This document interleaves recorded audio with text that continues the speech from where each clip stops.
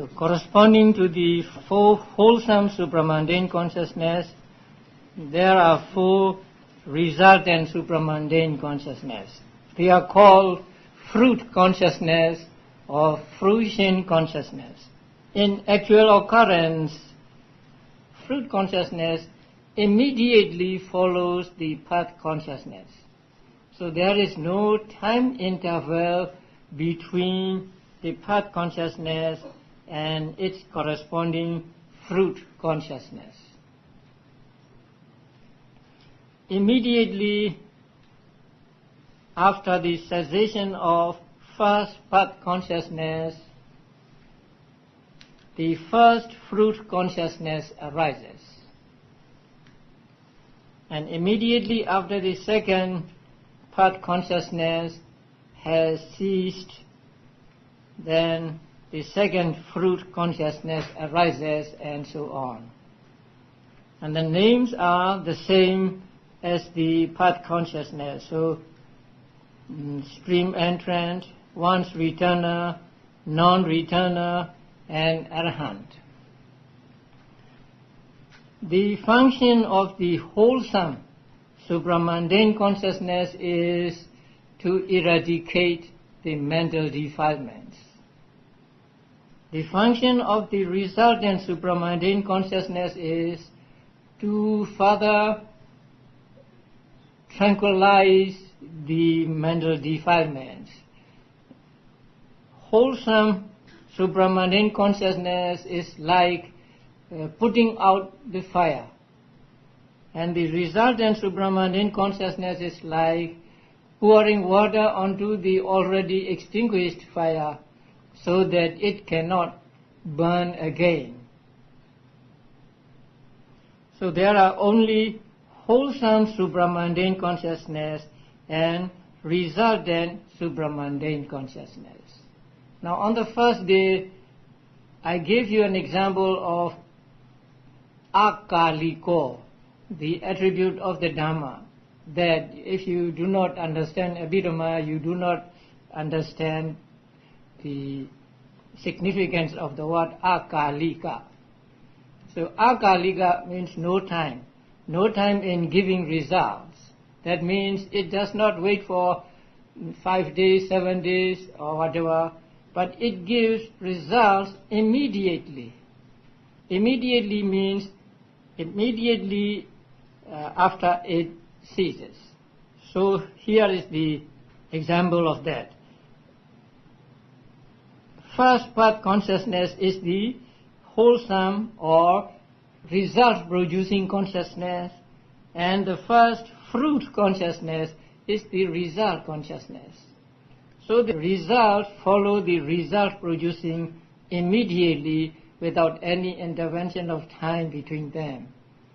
That is why when we say Dhamma is akalika, Dhamma has no delay in giving results, we mean the four path consciousness or the four paths. Now, there are 10 Dhammas, 10 units of Dhammas, 4 paths, 4 fruits, Nibbana, and the scriptures. So when we say Dhamma, for example, we say Dhammang Saranang Gacchami, and we take refuge in these 10 kinds of Dhamma. 4 paths, 4 fruits, Nibbana, and scriptures. But when we say Dhamma is akaliko, we mean only the path, not fruits, not Nibbana, and not scriptures. So when you recite the formula Swakhato, Bhagavata, Dhammo, and so on, and when you say Swakhato, it means all 10 kinds of Dhamma included. Swakhato, Bhagavata, Dhammo, Sandithiko, that means 9 supramundane Dhammas without the scriptures. That means 4 paths, 4 fruits, and Nibbana. But when we say Dhammo is akaliko, you mean only the paths and not the fruits and not Nibbana. And here in the supramundane type of consciousness, there are no functional consciousnesses, only wholesome and resultant. But in the sense sphere consciousness, in the form sphere consciousness and formless sphere consciousness, we have three categories: wholesome, resultant, and functional. But here there is no functional supramundane consciousness. The reason is given below the resultant consciousness. So there is no functional consciousness in supramundane consciousness, because path consciousness occurs only once. Now path consciousness occurs only once for a given person. It arises in his mental continuum only once.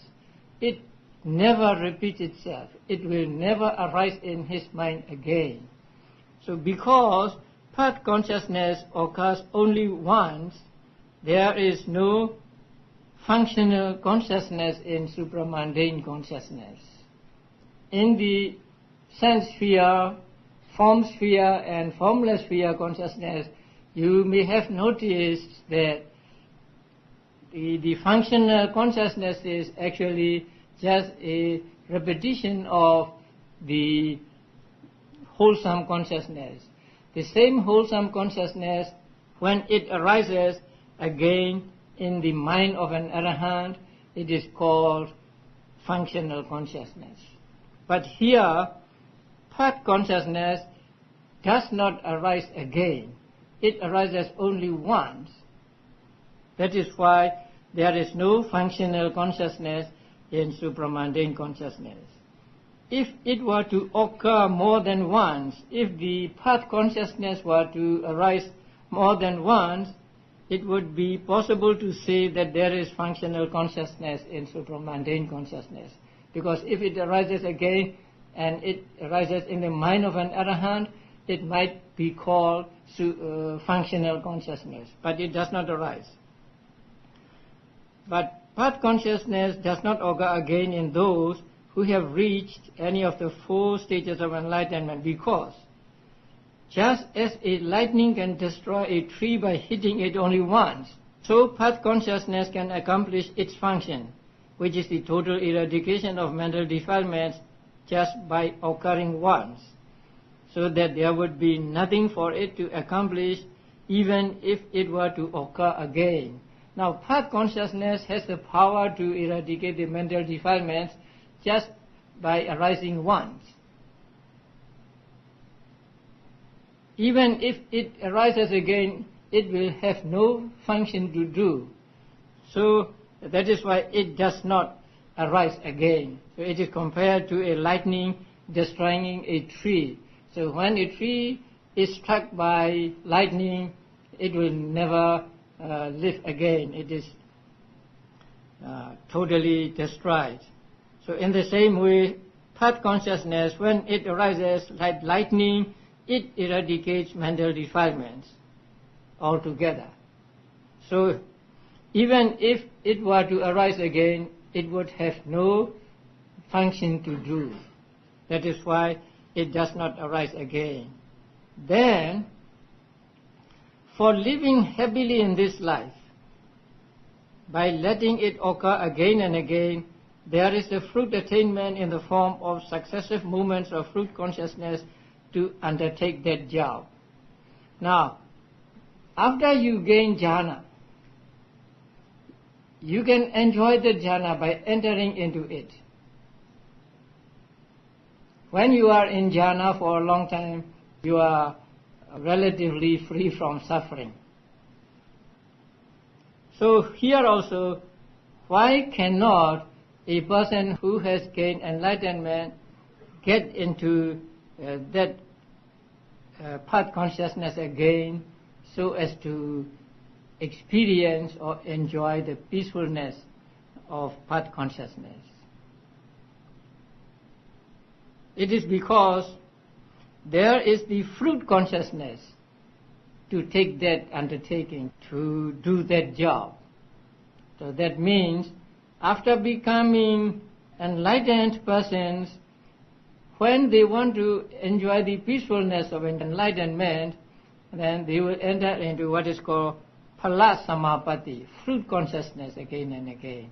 So instead of path consciousness arise again, fruit consciousness arise again. And that fruit consciousness can arise for many times. At the first arising, fruit consciousness will arise for 2 times or 3 times only. But when a person who has gained enlightenment enters into that phala samapatti or attainment of fruit consciousness again, then the fruit consciousness can arise for billions of times, as long as he wishes. Maybe 1 hour, 2 hours, or 1 day, 2 days, and so on. So, for enjoying the peacefulness of enlightenment, there is fruit consciousness. That is why path consciousness does not arise in a person. Since path consciousness arises only once, there is no functional consciousness in the supramundane consciousness.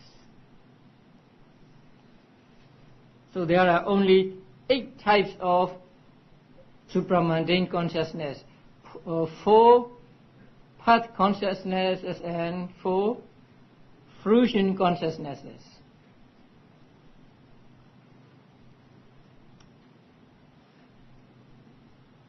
I feel more comfortable using Pali words than the English.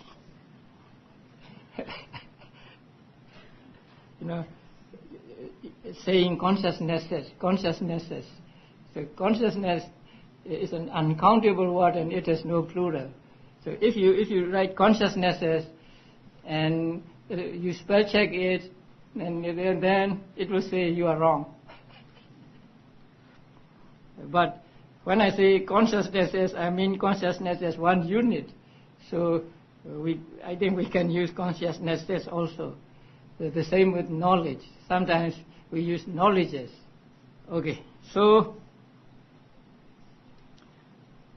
the supramundane consciousness consists of only 2 categories, wholesome and resultant. Now, what feeling do they arise with?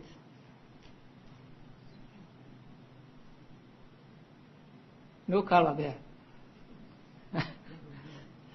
I put both colors. So they can be accompanied by joy or they can be accompanied by indifference. So when we count all 89 or later 121 types of consciousness, especially 89 types of consciousness, we can say that all 8 types of the supramundane consciousness are accompanied by joy or accompanied by indifference. The parentheses are meant to be, not parentheses actually. I do not know how to put color half red and half blue. So I use the parentheses. The left parenthesis should be say red and right should be blue. They can be either accompanied by joy or indifference. That will become clear when we study further how the 8 supramundane types of consciousness become 40 types of consciousness. But before we go there, I would like you to look at the sheet with the name 2 kinds of jhanas. Now, so far, we have studied the jhana consciousnesses. And we use the word jhana in its technical sense with just one meaning, that is, rupavachara jhana and arupavachara jhana, or form jhana and formless jhana. But the commentaries sometimes they wanted to give us more information. And that makes us confused. So the use of jhana can be confusing. Because commentary said that there are two kinds of jhanas. That which examines closely the object, that is one kind of jhana. It is in Pali, it is called ārammaṇupanijjhāna, its long name.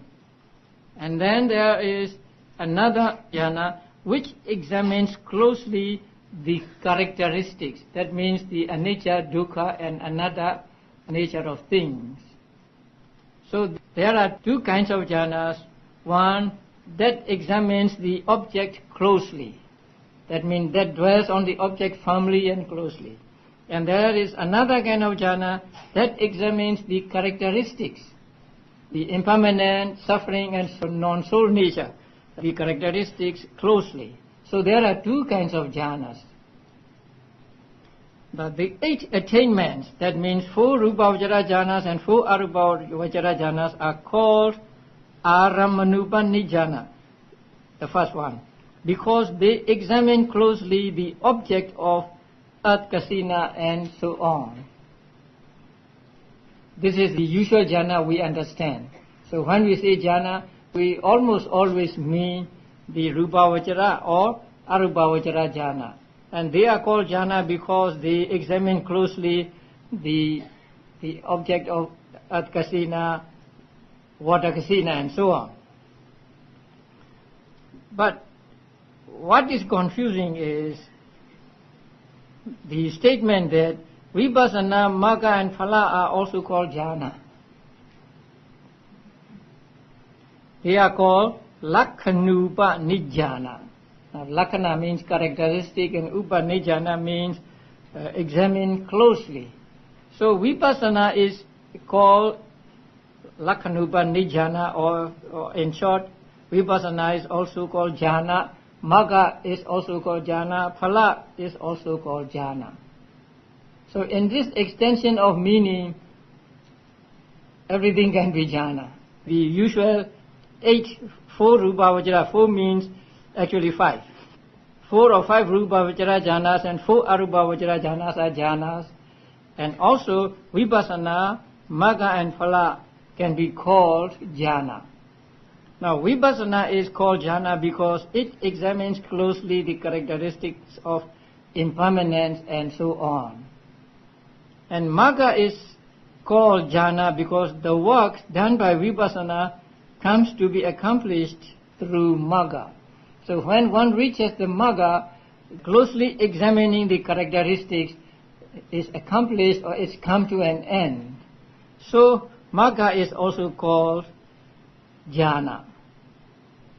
And phala is also called jhana because it examines closely the truth of cessation, that means nibbana. It takes nibbana as object, and so it examines closely the truth of nibbana or cessation. So phala can also be called jhana. So according to this commentary, there are many kinds of jhanas. The usual jhanas we understand, and also vipassana, magga and phala are jhanas. Now, some people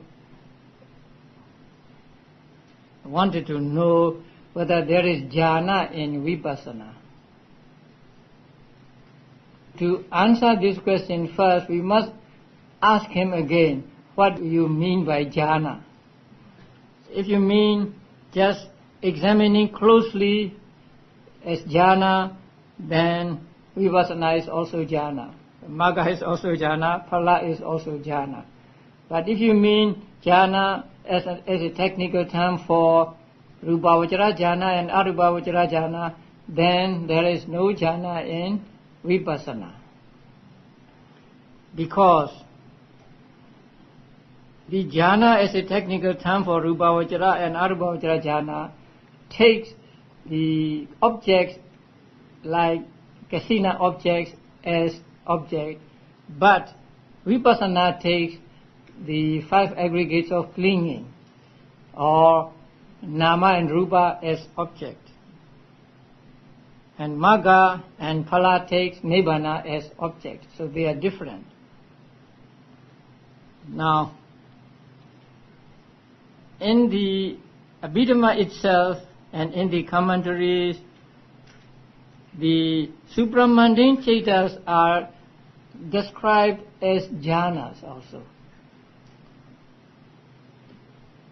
That means they are not real jhanas as the rupavachara and arupavachara consciousness are, but they resemble the rupavachara jhana and arupavachara jhana in having the same number of jhana factors.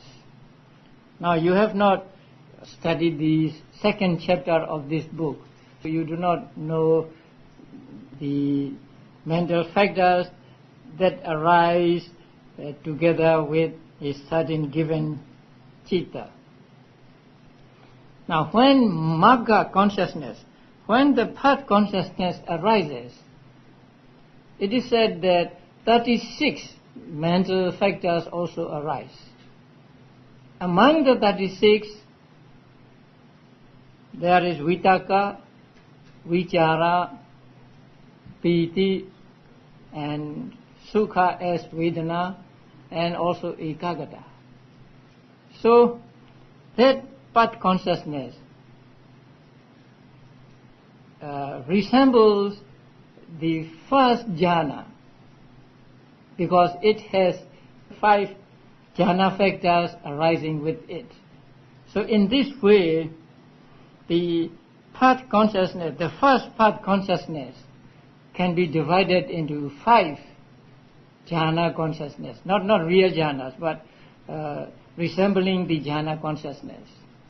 So first path consciousness is divided into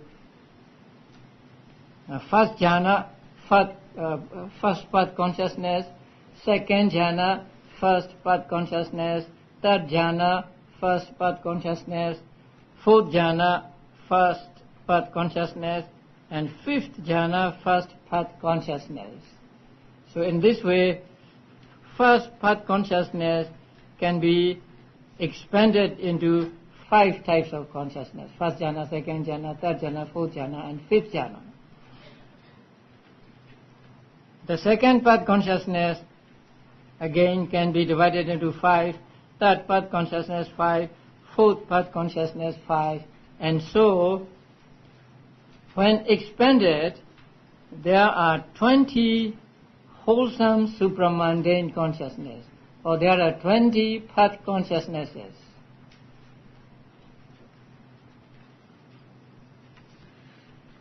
And the resultant consciousness are the same. So there is first jhana, first fruit consciousness, second jhana, first fruit consciousness, and so on. Fourth jhana, fifth jhana, first fruit consciousness, and so on. So there are 20 fruit consciousnesses. And when we call them jhanas, we do not mean that they are real jhanas like rupavachara and arupavachara jhanas, but they are like the rupavachara and arupavachara jhana consciousness because they have the same number of jhana factors as those jhanas have. So in this way, we get 40 supramundane types of consciousness, 20 wholesome or 20 magga consciousnesses, and 20 fruit consciousnesses. The difference between the jhanas, rupavachara jhanas, arupavachara jhanas, and the supramundane jhana is given in manual. So it says, whereas the mundane jhanas take as their object some concept, such as the sign of the kasina, the supramundane jhanas take as their object nibbana. Mundane jhanas and supramundane jhanas. Mundane jhanas take kasina object or other concepts as objects. Because when you practice meditation to reach jhanas, you take the kasina object or some other objects as objects. But supramundane jhanas, magga and phala, supramundane jhanas take nibbana as object. So as to the object, they are different. The mundane jhanas take mostly concepts as object, and supramundane jhana takes nibbana as object. And second, whereas the mundane jhanas merely suppress the defilements while leaving their underlying seeds intact, the supramundane jhanas of the path eradicate defilements so that they can never arise again. Now, mundane jhanas can suppress the mental defilements. Suppress means they cannot destroy them altogether. So these mental defilements that are suppressed by the mundane jhanas may come back. But the supramundane jhanas, especially of the path, eradicate mental defilements so that they can never arise again. So the eradication is absolute. And third, while the mundane jhanas lead to rebirth in fine material world and thus sustain existence in the round of rebirths. Now, mundane jhanas can lead you to rebirth in the Brahma world. So that means it sustains the existence in the round of rebirths. But the jhanas of the path cut off the fetters binding one to the cycle and thus issue in liberation from the round of birth and death. That means supramundane jhana can take you out of the round of birth and death or out of the samsara. So mundane jhana leads to rebirth. Supramundane jhana leads to no rebirth. And finally, whereas the role of wisdom in the mundane jhanas is subordinate to that of concentration, in the mundane jhanas, concentration is more important than knowledge or understanding. Because only when you have strong concentration can you get jhana. But in the supramundane jhanas, wisdom and concentration are well balanced. So at the moment of enlightenment, at the moment of the realization of truth, both wisdom and concentration must be balanced. So any one of them must not in excess of another. So in the supramundane jhanas, wisdom and concentration are balanced. Concentration fixing the mind on the unconditioned element or on nibbana, and wisdom fathoming the deep significance of the Four Noble Truths. Now concentration keeps the mind on nibbana firmly, and wisdom or understanding goes deep into the significance of the Four Noble Truths. So this is the difference between mundane jhanas and supramundane jhanas. It's given in the comprehensive manual of Abhidhamma on page 73. So now we have 40 supramundane types of consciousness. Now we have 81 mundane consciousness. 81 plus 8 supramundane consciousness, we have 89 types of consciousness. But if we expand the 8 supramundane consciousness into 40, we get 121 types of consciousness. So the chart shows 121 types of consciousness. If you want to see 89 types of consciousness, then we will take the 5 path consciousness as one path consciousness, and 5 fruit consciousness as 1 fruit consciousness. So in that case, the first column is Sotapatti Magga, the first Magga, and then next second Magga, next third Magga, and the next fourth Magga. And then the second group. So the first column is Sotapatti Phala, fruit consciousness, and second Sakadagami, third Anagami, and fourth Arahata Phala consciousness. So when we take the 5 as 1, now we get 89 types of consciousness. And when we take them as 40, we get 121 types of consciousness. So these 121 types of consciousness are taught in the first book of Abhidhamma, called Dhammasangani. Now it is important to remember all these types of consciousness, 89 and 121, because when you come to the second chapter and so on, they will be referred to again and again. So if you do not remember, you will lose interest in the book. So please try to remember the 89 types of consciousness with the help of the chart or the card given to you. So let us do some exercise. Now the first column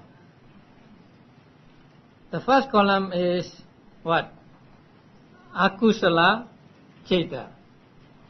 So unwholesome consciousness. And how many of them there are?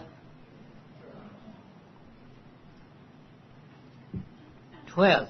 And the first are rooted in attachment. And then the 2 green ones are rooted in ill will, and the last 2 in delusion. And among these 12, how many are accompanied by joy? 4. How many by indifference? 6. How many by displeasure? 2. Very good. So go to next. Now the first dot, what is that?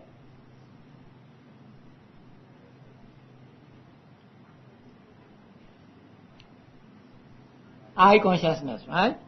So I consciousness, and then you go down. Second dot, ear consciousness. Third dot, nose consciousness. Fourth dot, tongue consciousness, and then green cross, body consciousness, and then the below, receiving consciousness, and the last one, investigating consciousness. So they are the result of what? Wholesome or unwholesome? Unwholesome. They are the results of unwholesome consciousness or unwholesome karma. And when do these types of consciousness arise? When you experience some desirable or undesirable object. Undesirable object. So when you see something ugly and so on. Now let us go to second column. The first one, again, eye consciousness, ear consciousness, nose, tongue, and then red cross, body consciousness. And then the blue one, receiving.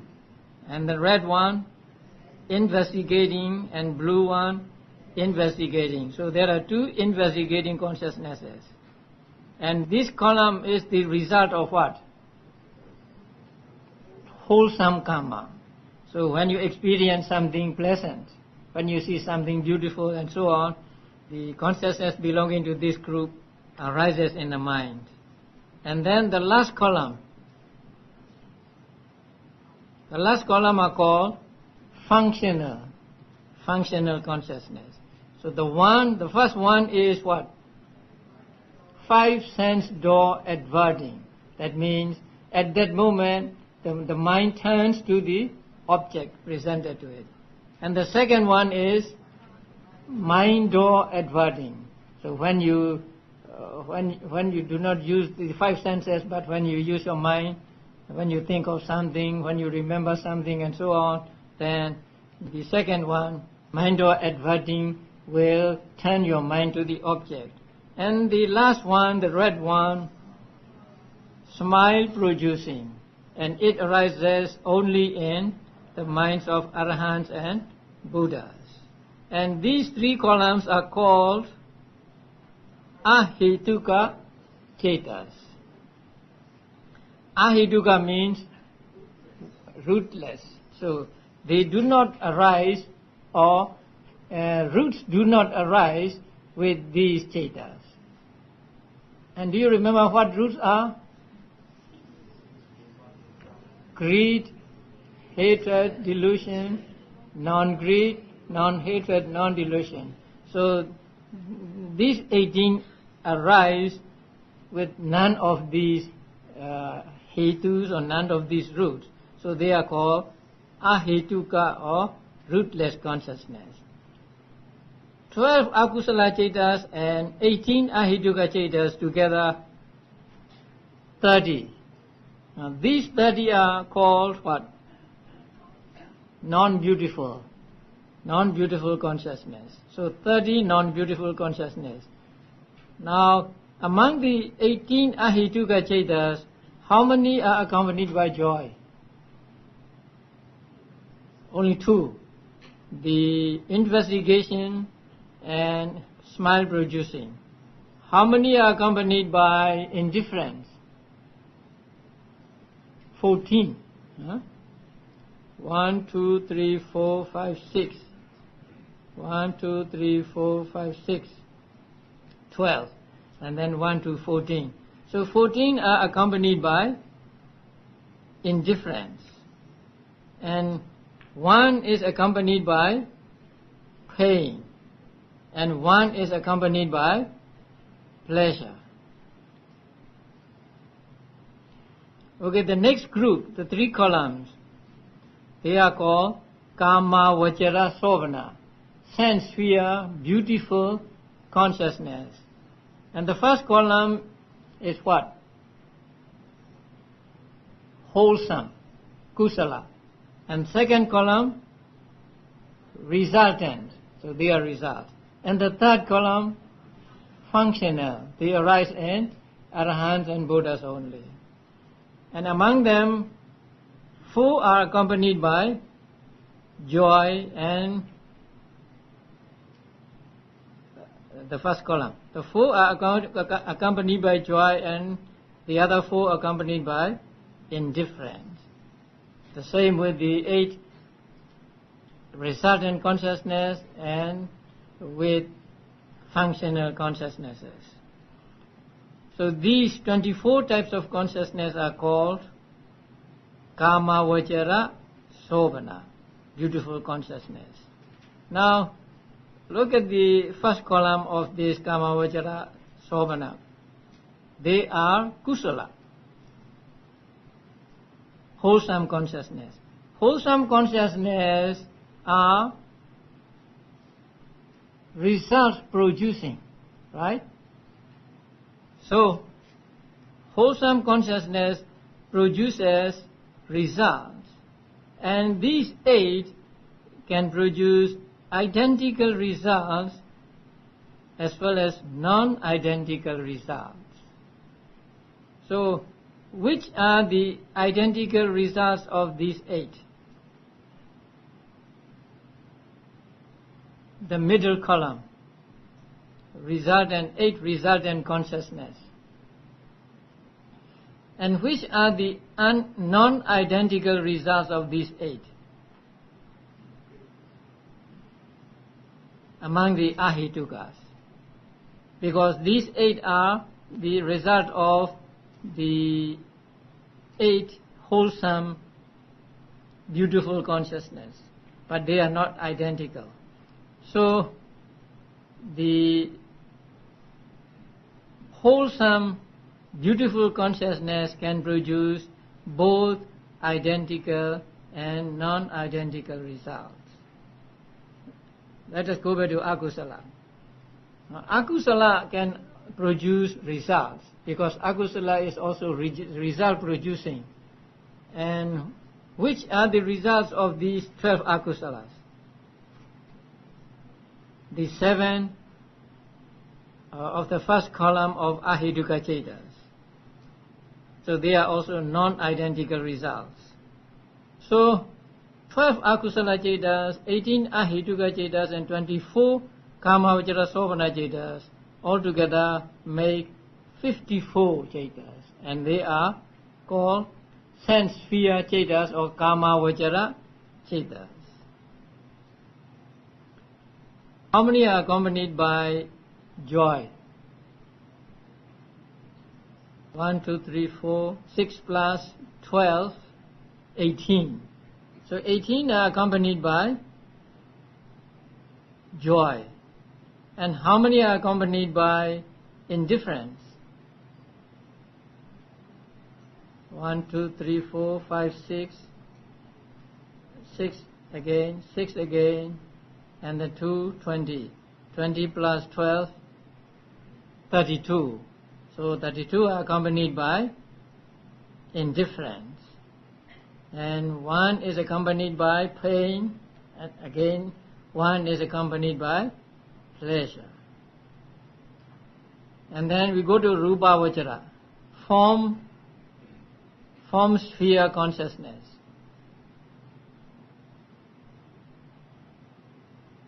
The first column, there are 5 jhanas, first, second, third, fourth, and fifth.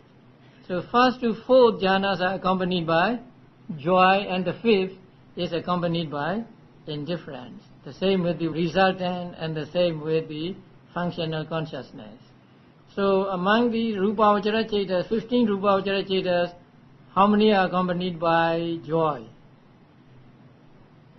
12. And how many are accompanied by indifference? 3. Then we go to arupa vajara. There is no variety. So all are accompanied by indifference. Now, we need to put one name under rupa vajara and arupa vajara, and that is mahagata. Now, if you have the chart, you may write that down. Like kamavajara cetas 54, you may draw a line under rupa vajara cetas and arupa vajara cetas, one line. And then under the line, you write M A H A G G A T A, Mahagata. And then in the parenthesis 27. So 15 rupa vajara cetas and 12 arupa vajara cetas are collectively called Mahagata Ceta. Now please remember these names, because when we want to refer to these 27 as a whole, then we will say 27 Mahagata Cetas. So among the 27 Mahagata Cetas, 12 are accompanied by joy and 15 are accompanied by indifference. Now, kamavajara cetas 54 plus Mahagata 27 make 81 cetas, and these 81 cetas are called Lokiya cetas, mundane cetas. That means belonging to the world of 5 aggregates of clinging. And the next group is called Lokuttara Citta, supramundane consciousness. So they can be 8 or 40. So let us take 40. Now, the first group, 20, are what Cittas? Pat. Pat Cittas. And the second group are fruit Cittas. in Pali, the first are called Magga and the second group is called Phala. And the first column of the first group is the stream, Citta of the stream entrant. And the second column of one's Ritana, third column of non-Ritana, and fourth column of Arahant. The same with the fruit consciousness.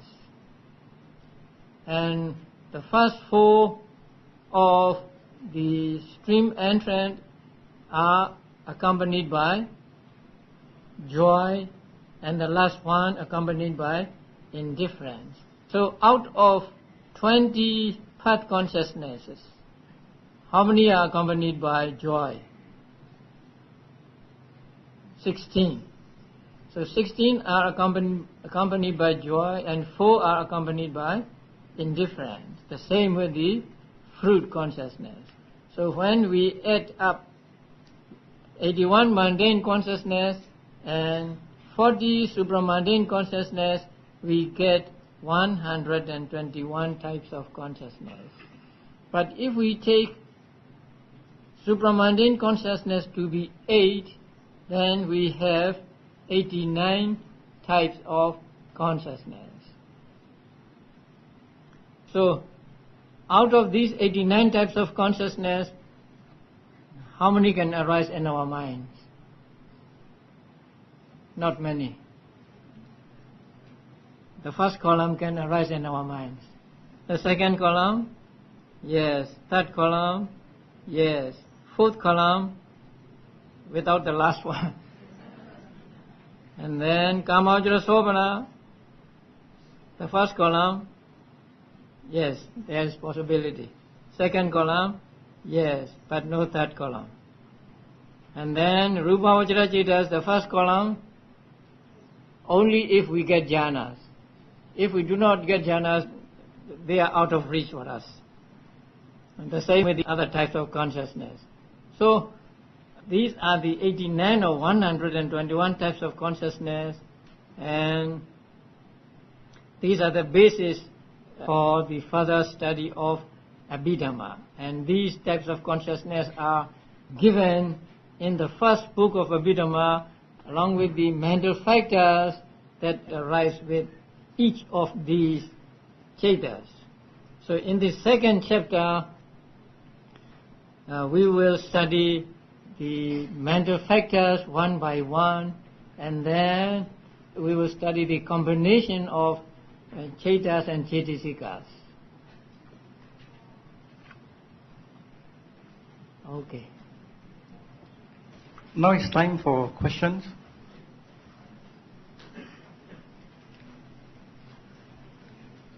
Venerable Sir, the difference between the Arahant and the Buddha is said that the Arahant have this habit. If they don't get rid of these habits, they will never become Buddhas, or they will eventually become Buddhas also. According to Theravada teachings, Arahants will never become Buddhas, because there are different paths, different ways. So an Arahant has reached the highest point of his way, and so according to Theravada teachings, Arahant will not become a Buddha. Thank you. Any more questions?